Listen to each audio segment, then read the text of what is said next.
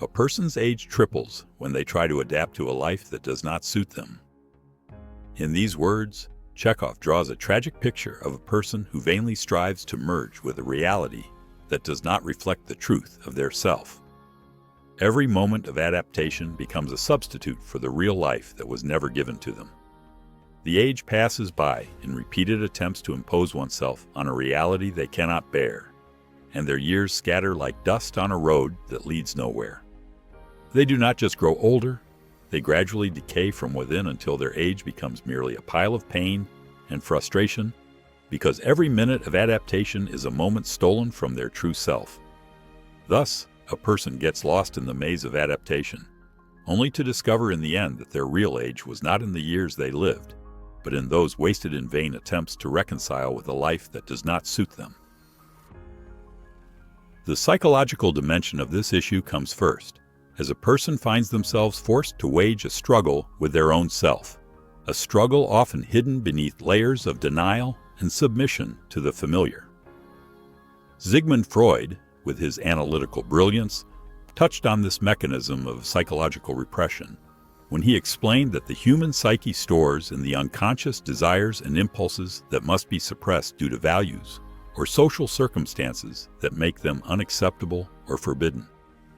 This repression does not completely eliminate desire, but redistributes it within the fabric of emotions and thoughts, manifesting in disorders and symptoms whose true cause may be unknown to the sufferer. In the context of a life that does not suit them, a person is forced to continuously relinquish parts of their truth, fearing to release their cry or express their individuality. Over time, the boundaries between what they truly want and what external pressures impose upon them erode. They live alienated from themselves, trying hard to continue in a pattern they excel at outwardly but do not enjoy inwardly. When we reflect on Carl Jung's perspective, we find the idea of social masks, or persona, which are the roles a person is forced to adopt to gain acceptance from their community, environment, or even their own self-seeking salvation. Yet these masks become a burden when they distance the individual from their original core and take the place of the true self. The person becomes haunted by an internal contradiction, a mask facing the world and a silent self storing suppressed dreams deep in the unconscious. The more intense and prolonged this contradiction becomes, the greater the sense of alienation from the true self. The person's life feels to be wandering on strange paths that do not reflect even the simplest emotional features. At the psychological level, the effect of forced adaptation also appears on the sense of self-esteem. Human nature inclines towards self-love and respect, but when a person ignores their inner signals and submits to a life that does not resemble them, this respect weakens and fragility seeps into the core of their awareness. At this point, a negative self-image is formed. The individual may try to compensate by adapting even more, mistakenly believing that submission to what is required or expected is the only way to salvation. But this is nothing but a vicious circle that pulls the person toward the abyss of psychological exhaustion and the continuous loss of the light of their true personality. Here, the concept of fragility intertwines with the strong desire to belong, resulting in recurring feelings of disappointment and helplessness in the face of the dominance of society, work, or oppressive relationships. On a logical level, we face a fundamental question. Is adapting to a reality that contradicts a person's nature a necessary, unavoidable rationality? Or is it a kind of illusion imposed by the habit of thought and dictated by fears of the unknown? Descartes, the philosopher of doubt and clarity, guides us to begin by doubting everything we receive as unquestionable and to lead reason to a firm certainty. If a person is rational, they have the right to ask, is this life that I find myself forced to live really my inevitable fate? Or have I been swept away by a social condition that convinced me there is no escape? Thus, liberating doubt becomes a path for a person to reconsider their choices and standards of adaptation, so they do not fall prey to society's justifications or traditions that may be nothing but illusions. Kant focuses on moral duty and respecting human dignity. His logic is that a person is rational and free, and that this requires they not be treated as a tool or means to achieve external ends, but should be an end in themselves. If human nature tends toward elevating freedom and personal responsibility, how can one submit to a reality that deprives them of their freedom and turns them into a mere machine, performing actions that do not reflect their will? According to Kant, a person's harmony with the duty of morality requires that they not allow external considerations to bend them or cause them to sacrifice their self. From here, the oppressive nature of adaptation becomes a problem that transcends the individual and reaches into the realm of violating the moral value of the human being. In this context, we find a connection with John Stuart Mill, who gave considerable attention to the issue of individual freedom and rationality. He saw personal liberty as an indispensable condition for achieving the public good. A rational society does not flourish through forced uniformity, but through the diversity of individuals who recognize their human value. Practical utility loses its meaning if it sacrifices the personal energy of each individual for the sake of continuing a life that does not suit them, striking at the very foundations of true collective happiness. In another context, existentialist philosophy takes us deep into the tragedy of forced adaptation. Jean-Paul Sartre emphasizes that man is condemned to be free. It is through his actions and choices that he defines his essence. Yet at the same time, he faces a great responsibility in this freedom. When someone finds themselves in circumstances that pressure them to take a stance incompatible with their core, this pressure does not completely eliminate their freedom. Instead, it implicates them in bad faith if they accept that life without resistance. According to Sartre, bad faith is when we lie to ourselves, convincing ourselves that we are forced into a way of living with no alternative. The tragedy grows when a person, in a rare moment of honesty, realizes they could have chosen differently but preferred complacency out of fear of freedom's consequences. Heidegger, on the other hand, points out that alienation occurs when one lives according to public concern and common talk, allowing shared standards to seep into their life and define it mechanically. The Dasein, the being there, loses its authenticity when it becomes immersed in daily routines and distractions, forgetting the bigger question: why does it exist? Where does its truth lie? The constant effort to conform to social contexts without examination is like being swept into shallow noise, where the being is buried under a generalized, superficial mode that prevents it from grasping authentic existence. Heidegger reveals that existential anxiety may arise from this state, a deep feeling that one is lost in a world that does not reflect their inner voice. At this crossroads, Nietzsche emerges with his harsh critique of false values, declaring that society sets up rules of false superiority and imposes principles that are nothing more than a mask hiding the flow of genuine willed power. Standardization that erases natural differences and turns everyone into repeated copies hinders the rise of the Übermensch, the higher human, liberated from the dominance of dead values. From a spiritual and religious perspective, this issue also has clear roots in Islamic Sufism. The Sufis affirm that a person's true life lies in that inner connection with God, and that what falls under the domain of the worldly life is a place of trial. It requires disciplining the self, not surrendering to anything other than truth. When a person is forced to live a social pattern that erases their capacity for sincerity, they drown in fleeting attachments and forget the inner truth. However, true Sufism does not call for total rejection of reality, but urges one to purify their inner self from the impurities of unhealthy attachments. From another angle, Buddhist spirituality presents the concept of dukkha, suffering, as a result of clinging to illusions and uncontrolled desires. When society or the self compels us to walk a path incompatible with our nature, we generate more suffering within ourselves. Meditation in Buddhism reveals that a person can relinquish these illusions, or at least some of them, thus reducing or even eliminating suffering, achieving a degree of emotional liberation.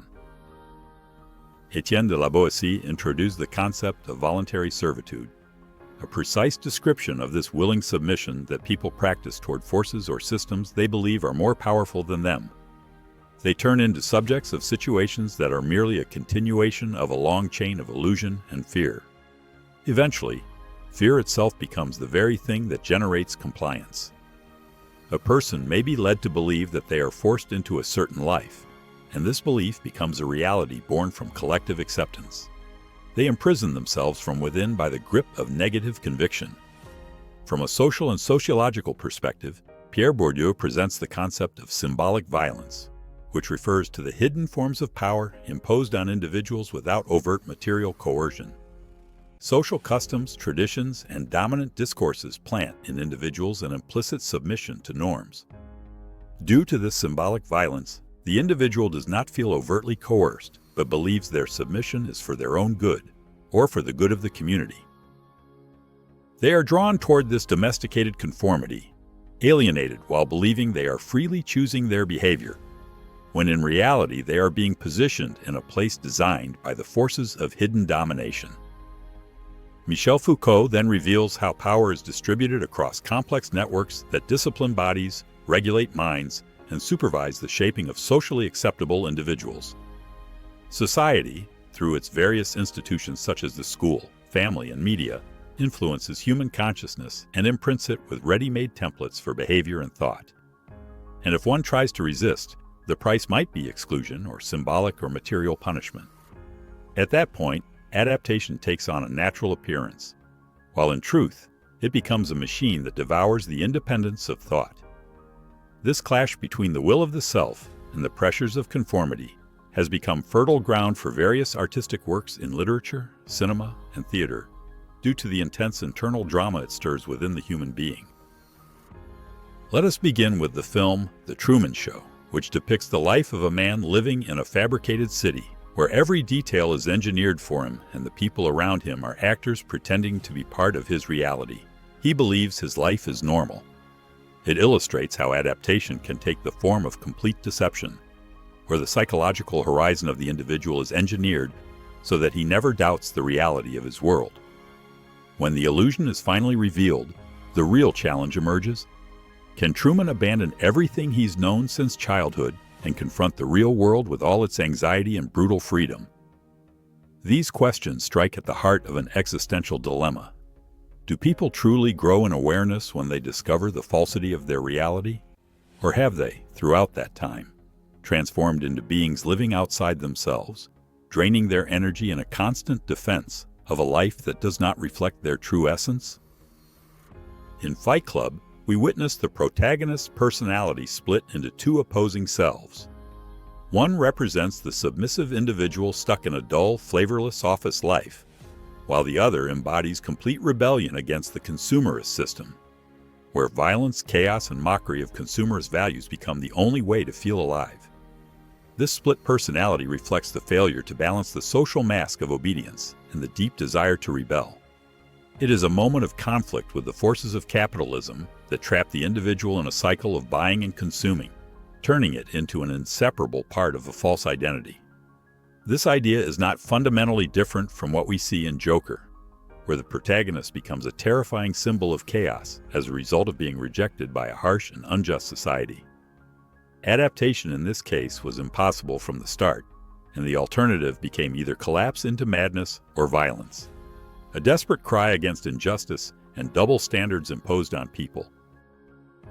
Turning to literature, Kafka's The Metamorphosis offers a profound symbolic image of a person who suddenly wakes up to find himself transformed into an insect, as if this insect is a reflection of the bleak life that denies him the right to exist with his true humanity. Gregor Samsa, even before the transformation, lived like a machine, driven by a job he hated just to support his family. His sudden metamorphosis was a deeply symbolic representation of his inner detachment from himself, and a collapse of any effort to adapt to the demands of a job and a family that never truly valued his essence. Once he becomes an insect, the family's cruel face is revealed. They see his condition as a source of shame, and he finally realizes how fragile his position is in a world that sees him only as a tool. In Dostoevsky's Crime and Punishment, Raskolnikov collides with the harshness of life in St. Petersburg and commits a crime driven by a personal philosophy, testing the boundaries of morality. The narrowness of material and social options forms a continuous adaptation to oppressive conditions. But internally, he refused to submit to the inevitability of poverty and humiliation, so he undertook a dangerous experiment that nearly destroyed his soul. Between Kafka's and Dostoevsky's physically and mentally collapsing characters, and the psychological fragmentation of modern cinematic protagonists, we see the human being fractured in confronting a reality that does not suit them. The threads running through these philosophical schools, psychological analyses, and social realities confirm that a person does not grow, does not mature, by submitting to a life that does not represent their deep vision. Rather, they wither, weaken, or decay spiritually, draining their reservoir of meaning without ever receiving genuine compensation. This aging is nothing more than an accumulation of disappointment, psychological wounds, and a sense of futility. One may feel, if they submit to this adaptation for too long, that the years are passing and they have left behind their dreams and yearnings. What remains of their life is either cold routine or internal conflict that is hard to escape. This kind of depletion does not only affect the individual, but also reflects on the societal structure itself, which loses the talents and creative energies of its members in favor of maintaining the dominant system or tradition. This vicious circle prompts us to ask, to what extent is each individual responsible for themselves? What prevents a person from shaking off the dust of submission and launching into a life of greater authenticity? There are certainly costs and fears. Societies are not always welcoming of difference, and many traditional structures rely on behavioral and value conformity to continue. Departing from these standards often subjects individuals to explicit or implicit penalties. But didn't existentialist philosophy inspire in us the idea that if a person does not pay the price of freedom with full awareness, they will instead pay the price of alienation with a long, unhealable fracture? The question of freedom cannot be separated from the question of responsibility, nor from our deep understanding of our biological and social constraints, and the transformation of those constraints from suffocating limitations into foundations upon which we can shape our own path. From this, we can say that this dual play between individual will and societal pressure defines the human way of being, and this is not a circular or futile vision. The way out has been pointed to by many philosophers and thinkers. The possibility of rediscovering the self through forms of internal or external revolution. Within the individual lies the awareness born from a desire for authenticity, and outside are the tools of change provided by culture, politics, or critical thought. Yet the decisive step is to break the value-based stagnation that binds a person to standards that do not suit them. This does not necessarily require one to become a radical revolutionary. It may be enough to find a path that reconnects them with their own inner rhythm. That path could be through art, writing, travel, contemplation, or even a redefinition of work and family relationships. In this context, we see that great artists have suffered similar alienation. Van Gogh, for example, lived a life full of contradictions and immense psychological pressure. He searched for colors to express what raged within him, breaking the artistic norms of his time. Yet he wasn't socially accepted until after his death. Beethoven defied deafness and the musical establishment to produce symphonies that resounded with genius. These artists clung to creativity to reconstruct a life more honest to their spirits. Art, then, can be a path to liberation from forced adaptation, as it reveals new faces of the world and allows weary individuals to find a light that points to their ability to reinvent themselves. Although religions have emphasized concepts such as patience, contentment, and acceptance, they also offer alternative models that glorify the pursuit of justice and truth, and the refusal to accept falsehood, injustice, or the sacrifice of human values in exchange for illusory safety. Religious history is filled with figures who revolted against their environments when they found them contrary to the divine call or the voice of conscience. The problem arises when religious concepts are confused with rigid social traditions, and a religion rich in noble spiritual values is reduced to a tool for justifying submission or intellectual stagnation. Here lies the responsibility to distinguish between the essence of religion and human delusions. Religion itself is not a call to erase the human personality, but to elevate it in moral and emotional excellence. This inner collapse in the face of a life unworthy of its bearer stirs bewildering existential questions. Is it man's fate to constantly deceive or be deceived? Is he doomed to repetition and subjugation to external forces? Or is there within him a window that never stops opening onto awareness? Awareness that can awaken him from his slumber? Those who read Sartre, Nietzsche, and Heidegger perceptively will always notice that the difference lies in a person's courage to look through that window and make the decision to depart. In a moment of awakening, one might realize that by accepting a life that isn't theirs, they were merely sparing themselves the pain of conflict. Yet they have been living a deeper, hidden pain that is far more insidious over the long term. There is nothing more tragic than living disconnected from the seed of one's own truth. In the end, when Chekhov says that a person ages 3 times faster trying to adapt to a life that isn't theirs, he expresses a deep existential and psychological burden, adding dark weight to each passing year. The person walks toward inner aging instead of wisdom, harvesting feelings of exhaustion instead of continual growth. And though this depletion may appear as maturity, it is in fact a silent erosion that robs its bearer of genuine joy and spiritual vitality. By the time physical old age arrives, one may find themselves unable to recover the years of youth, feeling a burning regret for what was wasted in pursuit of standards that were never a reflection of their desires or aspirations. This does not mean that a person is always required to be in constant, raging conflict with their surroundings. Rather, they must maintain a critical insight that distinguishes between what is truly necessary due to real constraints, such as needs or human connections, and what is mere conformity. The indispensable aspects, and what one submits to merely out of fear of standing alone or being different from the herd. In the moment one discovers these boundaries, they may realize they can gradually redraw the contours of their life, starting from the simplest things to pivotal choices that define their career, relationships, or lifestyle. Recognizing the ability to choose, even within difficult circumstances, is the beginning of liberation. Perhaps the first step is honesty with oneself, followed by upholding the value of inner freedom as the source from which one's essence is formed. The most important conclusion is that the consequences of forced adaptation not only rob a person of the chance to avoid destructive alienation, but also distort their identity in their own eyes. They become someone who looks into the mirror and no longer recognizes themselves. This condition can sometimes lead to collapse, depression, or even extreme forms of rejection. That's why building a strong sense of self-awareness early on can spare a person much of this suffering.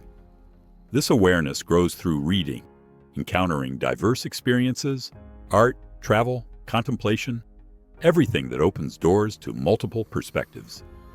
The more a person expands their critical and intellectual horizon, the more capable they become of identifying points of harmony and conflict between themselves and their society or environment. Thus, adaptation no longer becomes a harsh burden, but a conscious interaction, where the compass of the self remains the decisive factor in decision-making. At the end of this extended analysis, which explores psychological, logical, existential, social, religious, and artistic dimensions, we return to affirm that when a person is forced to adapt to a reality that doesn't resemble them, they don't truly grow. Rather, they consume themselves in a vicious cycle that reproduces suffering. This triple aging doesn't bring us closer to authentic maturity, but turns us into thin shadows, unable to see ourselves except as a ghost passing over the surface of the water. One lives between a forgotten inner world and an unkind outer one, searching for a space of freedom, grieving the passage of life without ever attaining it. To those following us on the Tragedy Channel, life may place before you narrow paths that do not align with your spirit. That is not your fault. Liberating yourself from the shackles of blind adaptation is not a luxury, but a necessity that restores human dignity and inner radiance. As the saying goes, the most weary of people are those who discover themselves only after their bodies have grown old. So strive to discover yourselves in the time of clarity, before the weight of meaning's old age burdens your soul, and the compass is lost between the noise of the world and the stillness within. Do not underestimate your inner voice. It is the final light when the lights of the outside world fade. It is the seed that, if left unwatered, wilts in unseen silence. Whoever dares to look inward with honesty and walks the path of awareness despite the scars has chosen life in its truth, not as it is imposed upon them. Whoever resists surrender to the forces of conformity and overcomes the fear of difference has freed their soul from its chains and walked toward their true self, as a seeker walks toward destiny, with no fear or hesitation. Spiritual awakening is not a privilege, it is a battle against superficiality, against falseness, against a deceptive comfort that tempts one to abandon their essence. And whoever wins that battle is no longer a prisoner of time, but becomes the master of the moment, reborn each day from the ashes of yesterday, with a heart that has not betrayed its truth. Farewell for now. We'll meet again with another tragic theme, continuing to carve meaning into the rocks of pain, hoping that in every fall we find a seed of redemption